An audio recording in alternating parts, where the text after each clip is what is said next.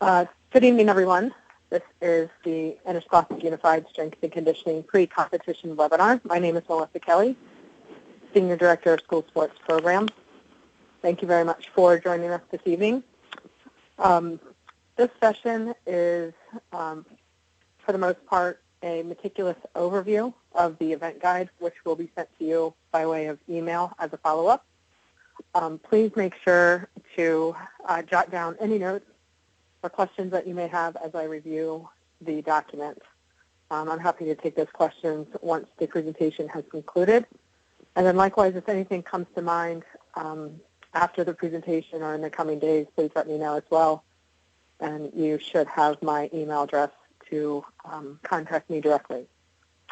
I will note that if you are in a noisy area or potential for any noise in the background, please do mute your phone by selecting *6 so that we can cut down on any static or interruption. Again, a question and answer opportunity will be provided upon completion of the presentation. So, without any further ado, the event guide, for those of you joining online, you'll see the cover page. We are scheduled for Tuesday, February 7th at Chesapeake College. We're returning there for the second consecutive year. Look forward to having everyone. The overview, if you will, I won't go through each of the components item by item. I'll leave that to your trusted and capable handling to do so. The schedule overall, 9:30 a.m. we expect for schools to arrive, and we will also open for volunteer check-in. Opening ceremony will begin promptly at 10:30, and then competition will begin soon thereafter at 11 o'clock. At that time as well, we will have lunches available. The next section, the street address, and then a live link to Google Maps to acquire driving directions. Next up are the participating school systems. And did want to make sure everyone is aware of the Special Olympics Maryland policy to credential all non-student athletes. You will receive a follow-up email and additional information. I will also produce a delegation report listing all of the coaches who are registered for the event, and then if you need additional chaperones, escorts, paraprofessionals, so on and so forth. If those individuals are not officially registered for the event, you can submit or have those individuals come equipped with a volunteer application upon arrival, and we will issue a credential on site. This is an effort to ensure that we have the safest venue and that everyone is properly vetted, and we are well aware of all of the attendees. So. We are still looking for volunteers. Schools at times are able to recruit students from their communities and such. If I could just have everyone select *6, I'm getting some background noise, some disruption. So *6 will mute your line. Thank you. We are still looking for volunteers. If you have students or members of your school community that are interested in volunteering, can select, email our Senior Director of Volunteers, Jeff Abel, at the email address provided. Arrival and parking.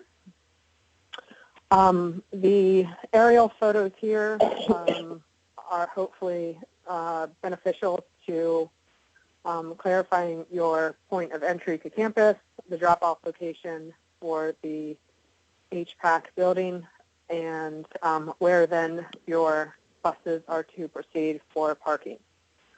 Please note that any spectators do need to be mindful of any parking restrictions, which there are not many, but they do need to park in the visitor lots as school classes are in session, and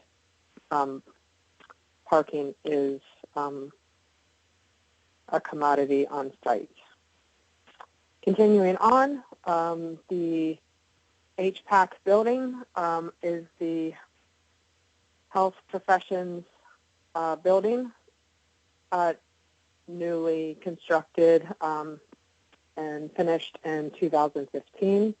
Not much change to our layout from last year. I did add some details for both the operations, being specifically team check-in, lunches, and merchandise, where those will take place, and then as well each event location and where the competition events will take place as well. Carrying on, food service, Wawa, a proud sponsor and partner with Special Olympics Maryland, is providing lunch for all registered student-athletes, coaches, and volunteers free of charge. Concessions will unfortunately not be made available, so please plan accordingly. If there are some overages with food service, we will make those available on a first-come, first-served basis.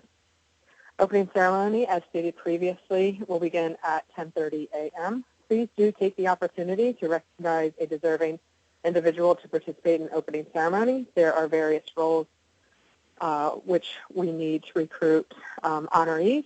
That would be torchbearer, oath, and if one is so talented, to provide or offer the performance of the national anthem. To submit nominations, please visit the live link offered in this section. Awards, while the schedule at this point is somewhat tentative, we do anticipate the award ceremony to begin at 4 o'clock with departure aiming to be at 5 o'clock. We will have medical services roving throughout the venue. If there are any exceptional, extraordinary medical needs, please do let us know upon check-in so that we are well aware and can monitor accordingly. Evaluation. We do encourage and welcome your evaluation of this competition and the Unified Sports Program overall. The live link, the SurveyMonkey link offered here, is directed specifically to the state tournaments. So please do take the time soon after the tournament while your thoughts are still fresh to complete that. If you do have any feedback related to the Interscholastic Unified Program overall, you are always welcome to email me directly. My email address is provided. Overall, as it relates to competition, the 2016-17 Interscholastic Unified Strength and Conditioning Coaches Resource Guide will govern all competition, the list of the events offered there. All of you should have received an initial report related to your event entries to confirm all entries, and we did have a few revisions, so those are being set, and we are tabulating divisions and calculating or determining the event schedule. We are happy to announce the team divisions as noted here. The team divisions are based upon the scoring opportunities for each team. There's more supporting information, one, in your coach's resource guide, but then as well in subsequent paragraphs. So please do, if you need to, look over that information so that you can have a better understanding of how the divisions are determined. Quite simply, though, in a nutshell, the divisions are based on the scoring opportunities for each team. So in Division 1, scoring opportunities range from 4 to 6. In Division 2, they range from 8 to 9. Division 3, 10 teams with scoring opportunities of 10 and 11. And then Division 4, 12 and greater. I'm going to advance to this section here. Because there is an inherent advantage for teams with larger rosters or more scoring opportunities, there will be a weighted scoring system applied to each division. This system is described here and is intended to counterbalance the benefit the team will have. So that is further explained in the items 1, 2, and 3. So please, if you have any questions regarding that, feel free to email me directly. This scoring, the weighted scoring system or handicap system, if you will, will be applied to each of the divisions in order to provide an equal scoring opportunities, or to eliminate the scoring advantages. The events will be scored accordingly. Again, this is a reiteration of your coach's resource guide, which was provided to you at the beginning of the season. Hopefully everything is clear and well understood. As it relates to competition, some points of emphasis. We understand and will happily accommodate those needing added assistance or accommodations throughout. So this could range from someone using a wheelchair, if you will, or a person needing to place in the shuttle run, place their shuttle block on a table because of limitations bending over. So please do report accommodations upon check-in at the Team Check-in and Control Center. Related to cycling, Special Olympics Maryland, we are requesting your assistance, please. We do not maintain an inventory of stationary bikes. We have those, we'd much rather have the bikes in operation at schools, so we do need to identify and secure an inventory of bikes for the state competition. Please note that the bikes need to be fully functioning and in common use to ensure the proper functioning, specifically of every operation, but most importantly, the odometer in order to properly record the distance. So if you can help in this matter, please do email me directly as soon as possible. And again, my email address is offered there. With regard to the flex arm hang and the notation here, gloves are permitted, however, they will not be provided on site. Powerlifting, many of you kindly provided the opening lifts during the registration process. For those of you who did not, please do make a point to confirm the opening lifts upon check-in on site. With regard to the shuttle run, teams are encouraged to bring your own Special Olympics issued shuttle blocks, and then as well a notation that was I inadvertently deleted is a notation that the jump ropes teams are highly encouraged to bring those as well. There will be jump ropes available on site, and the jump ropes, if your team members would like to use their own that they use commonly in the regular season, they must be the Special Olympics Maryland issued ropes in order to eliminate any competition or competitive advantage there. Moving on, team check-in, as noted previously, as soon as you access the HPAC building, that will be immediately ahead of you. At that time, you will collect a delegation packet. It will include credentials, meal tickets, and bib numbers, as well as safety pins. Please do make sure that you check the inventory of everything and ensure that you do have everything that you need. There will be safety pins provided to affix your bib numbers to the front of each of your student athletes.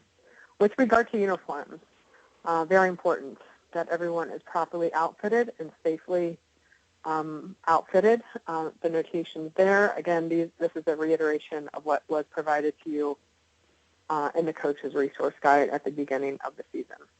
So please make sure of that. Anyone violating the uniform requirements will not be permitted to compete until the uniform violation is corrected. Bib numbers. The image provided here illustrates exactly how to attach the bib to the front side of each student athlete. Again, safety pins will be provided. The bib needs to be attached to the front side of the individual. Event staging, we will schedule the events and provide staging times in which the time in which each student athlete is to report to their event. The bibs will include a label which identifies this information as well. And you will receive a delegation report outlining all of it. So please make sure to review that and inform your student athletes of when to report as well. Weather. In the case of inclement weather, we will provide and post an announcement no later than 7 a.m. the day of the competition. If it is decided to postpone, the inclement weather date is Tuesday, February 14th. And we will announce this decision by way of Nixle, Twitter, Facebook, and the phone messaging system, all of which are noted in the subsequent paragraphs. We will have merchandise for sale. These are a few items that will be available on site. For those of you returning, everyone's quite familiar with the Unified Sports hoodies, and we will also now have sweatpants with pockets and winter hats as the image provides. I'd like to take this opportunity to identify and recognize our sponsors who make our program possible all year round, and then as well remind everyone to keep us relevant and in the forefront of your mind as you access social media, trying to get everyone to be more active even during competitions, and a couple of notations with our handles relevant to Twitter and Facebook. So with that, that does complete my presentation. I'll pause now for any questions. If you selected *6 to mute your line, select *6, and please do identify yourself by name and full before sharing your comment or question. Thank you.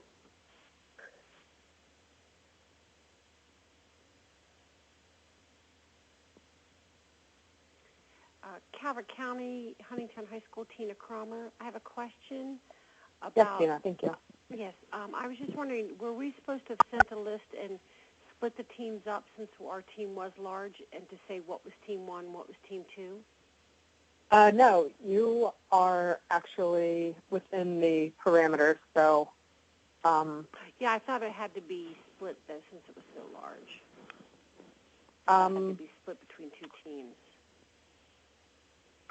That wasn't anything that was a violation of rules, so your team will stand as it was. So you do have 17 scoring opportunities, so your team will earn 5 points for a gold or first place to finish, 3 for a second place to finish, and 1 for a third place to finish.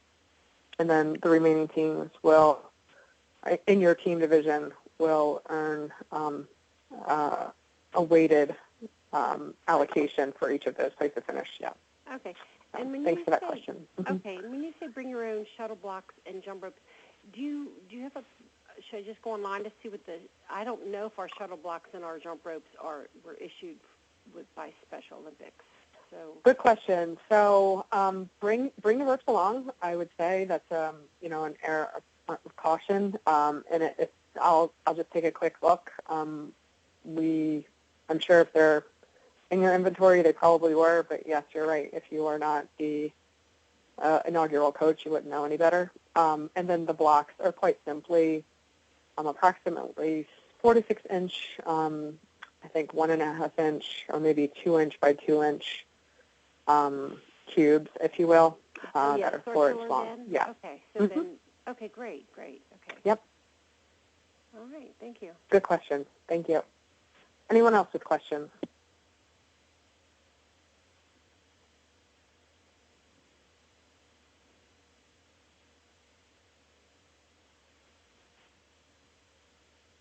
Okay. Not hearing anymore. Again, thank you for joining us this evening for the webinar. You can expect an email this evening with a follow-up with both the event guide and the relevant information pertaining to credentialing.